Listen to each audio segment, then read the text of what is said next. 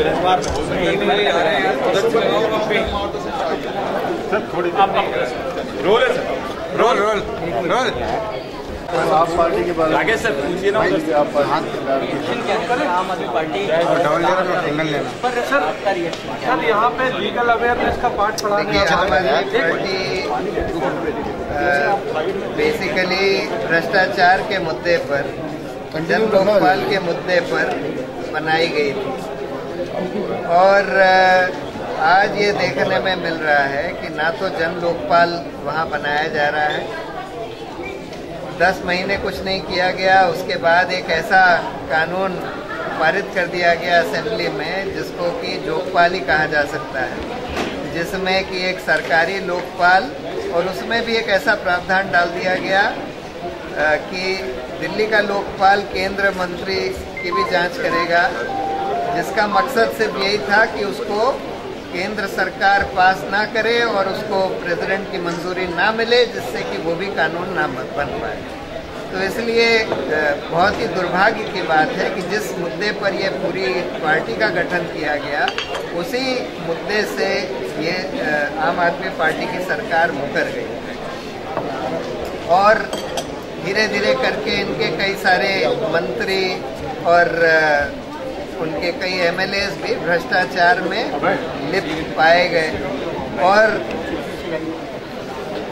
सरकारी पैसों का अपने इश्तिहार छापने में खूब दुरुपयोग किया जा रहा है, सुप्रीम कोर्ट के ऑर्डर्स का उल्लंघन किया जा रहा है।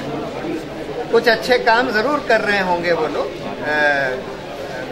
उसके कम से कम प्रचार तो बहुत करते हैं। अब उसमें से कितने ठोस काम हुए हैं ये मेरे लिए कहना थोड़ा मुश्किल है, क्योंकि कई बार ये देखा गया है कि एक मोहल्ला क्लिनिक बनाई और प्रचार कर दिया कि हमने 50,000 मोहल्ला क्लिनिक बना दी।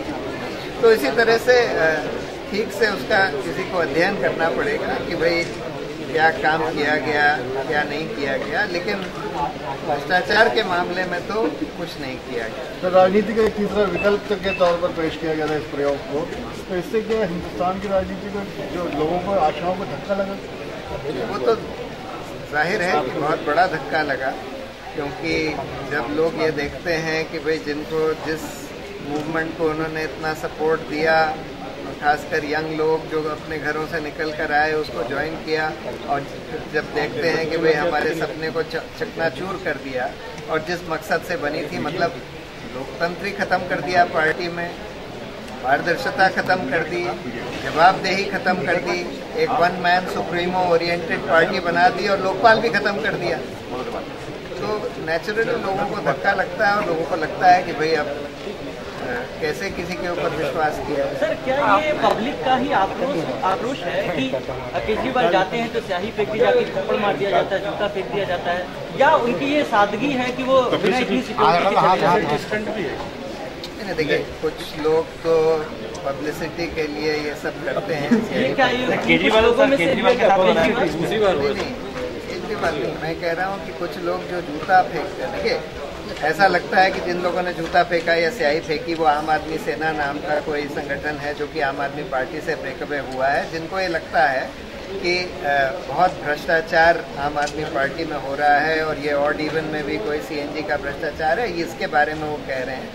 आक्रोश और पब्लिसिटी दोनों के लिए उन्होंने शायद ये इंक फेंकी और जूता फेंका, ये नहीं मैं कह रहा कि केजरीवाल ने पिटवाया। सर, ये आपने राइट टू रिकॉल के बारे में कुछ नहीं कहा, जो डेमोक्रेसी आपने राइट टू रिकॉल भी होना चाहिए।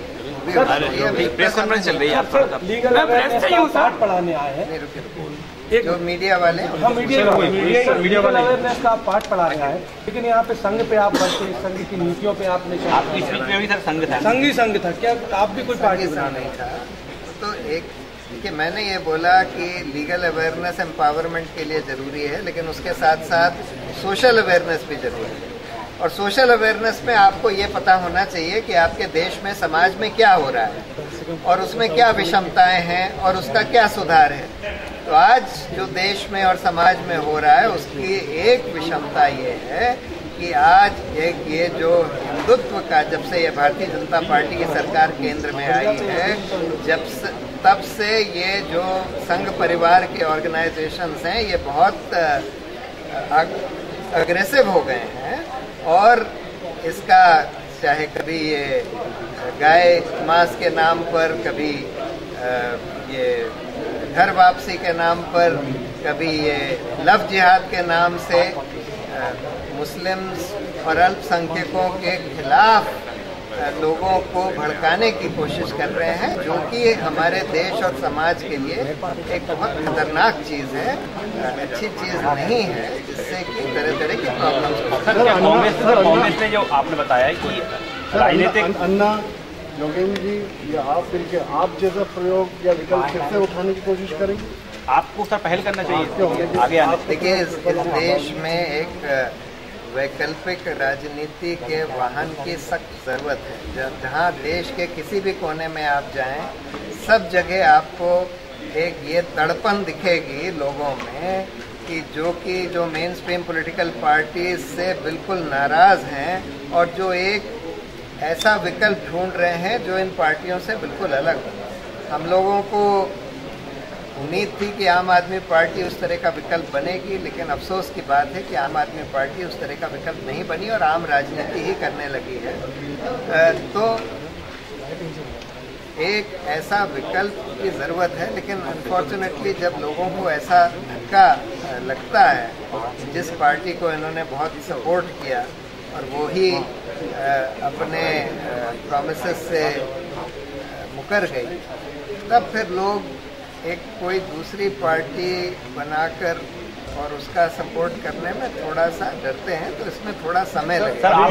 आप विकल्प देंगे सर? कोशिश होगी, लेकिन थोड़ा समय लगेगा। अभी प्लानिंग चल रही है। Law of sedition with the ministers of the ruling party are threatening on anybody who are expressing the dissent against the government. Is it being misused by the government from Hindustan Times? Clearly, the law of sedition is being grossly misused by the various governments, including by the government of Tamil Nadu against the protesters of Kudankulam, including by the government of Delhi or the government of India, against the protesters at JNU, etc. It was not an occasion to use the law of sedition against. Sir, इसी से जुड़ा सवाल है, 6 दशक से ज़्यादा हो गया हमारे भारत को आज़ाद हुए, क्या भारत माता की जगह पर अब क्यों बवाल हो रहा है? ये तो जो लोग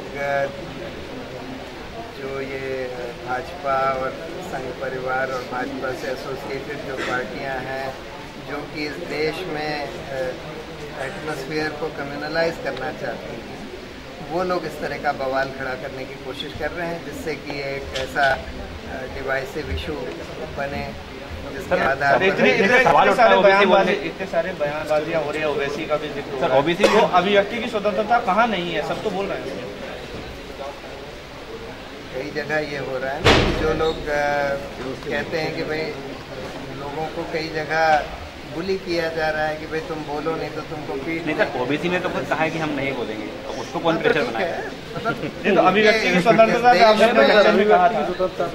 पर एक जने ने जिसने नहीं बोला वहाँ महाराष्ट्र असेंबली में, उसको तो आपने सस्पेंड कर दिया।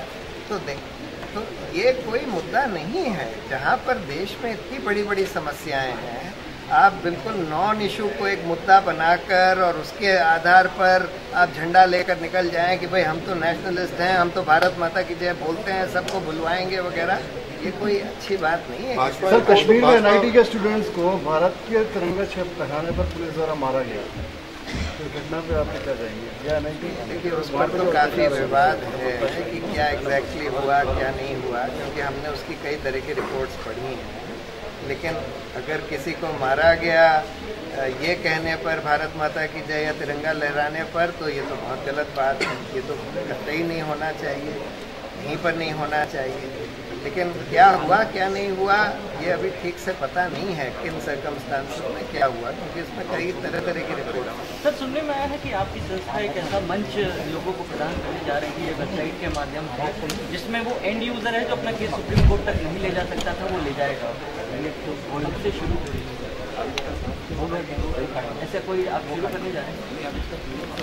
साफ करते हैं। सर आपने बोला कि जहाँ जहाँ आर्म फोर्सेस स्टेट में वहाँ पर लोगों में काफ़ी ज़्यादा आक्रोश है। आप देखिए, arm forces special powers act को लेकर बहुत सालों से हीरोम शर्मिला तो बेचारी 10 साल से फास्ट पर बैठी है इसी इशू पर कि वहाँ मणिपुर से arm forces special powers act हटाया जाए।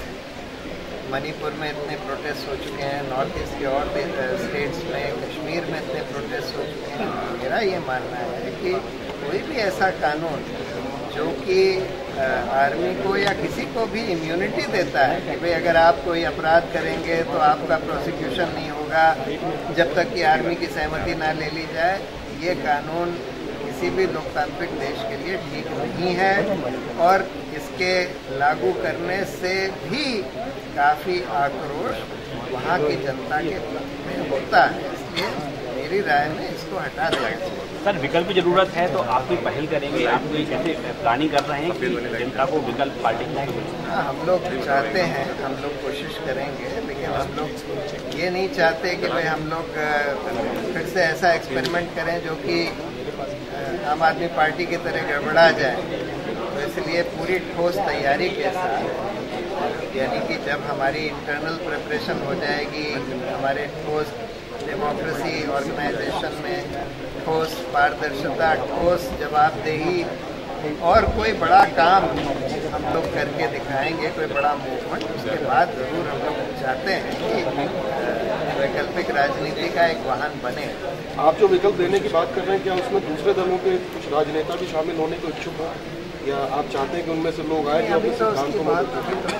नहीं सर, जरूरत है सर, आपका दायित्व बनता है कि आप विकल्प दें, जल्दी से जल्दी दें। तो मैं चाहता हूँ कि हम लोग चाहते हैं कि हम लोग जल्दी से जल्दी वो करें, लेकिन हमारी इंटरनल तैयारी पूरी होनी चाहिए और कम से कम कोई बड़ा मूवमेंट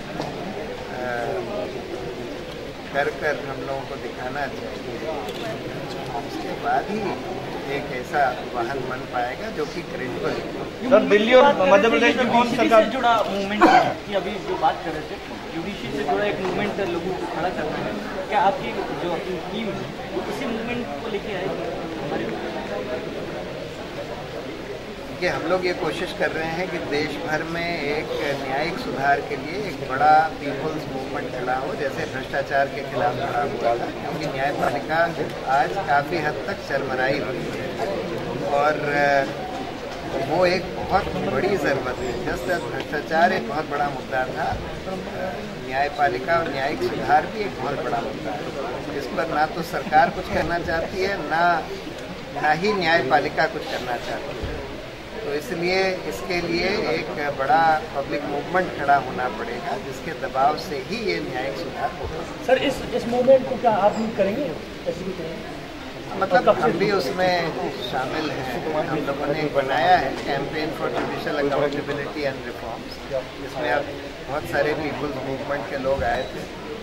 सर दिल्ली सरकार और मध्य प्रदेश सरकार कौन सा बेहतर काम करेगी? तो बड़ा मुश्किल सवाल है।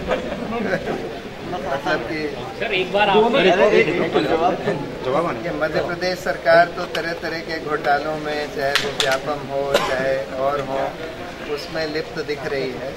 केंद्र सरकार के अभी बड़े घोटाले तो सामने नहीं आए हैं कोई, लेकिन जिस तरह से इन्होंने लोकपाल नहीं बनने दिया, सेंट्रल विजिलेंस कमीशन में 2 मेंबर खाली रखे काफ़ी दिन तक और फिर 2 भ्रष्ट लोगों को वहाँ अपॉइंट कर दिया, या सेंट्रल इंफॉर्मेशन कमीशन को कमज़ोर करने की कोशिश कर रहे हैं, या फिर विसिल ब्लोअर कानून को ख़त्म करने की कोशिश कर रहे हैं, उससे साफ जाहिर है। और जैसे कि काला धन कोई नहीं आया देश में, और काले धन के लिए जो कुछ करना चाहिए था वो नहीं किया गया, उससे ये साफ जाहिर है कि केंद्र सरकार भी भ्रष्टाचार के केजरीवाल सरकार की बात। अच्छा, नहीं, केजरीवाल सरकार का भी वही हाल है। मतलब ना तो वो लोकपाल बनाना चाहते हैं, उनके काफ़ी सारे मिनिस्टर्स और एमएलए भ्रष्टाचार में लिप्त पाए गए हैं, सरकारी पैसों का दुरुपयोग किया जा रहा है।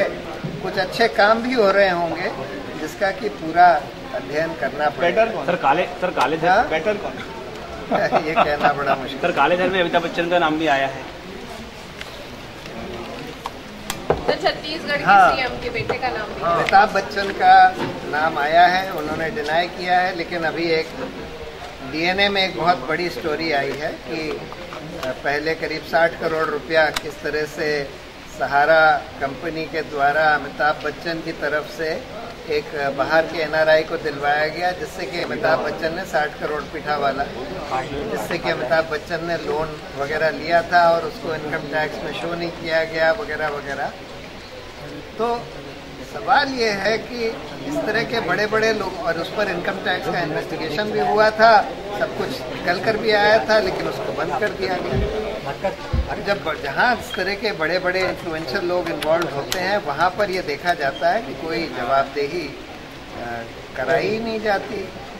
ये जो HSBC के अकाउंट्स आए, लिक्टेनस्टाइन बैंक के अकाउंट्स आए, उसमें भी आज तक कोई सरकार ने खुलासा नहीं किया कि भाई उन किनके अकाउंट्स थे और उनके खिलाफ क्या एक्शन लिया गया। आज तक तो किसी को हमने देखा नहीं कि किसी को जेल भेजा गया हो ये फॉरेन अकाउंट्स की वजह से। तो इसलिए अगर सरकार सीरियस है पनामा पेपर्स के बारे में, तो सबसे पहले तो ये खुलासा करे कि भाई जनता को बताए कि कौन लोग थे जिनके अकाउंट्स मिले और उनके खिलाफ क्या एक्शन लिया सरकार ने। सर एक सवाल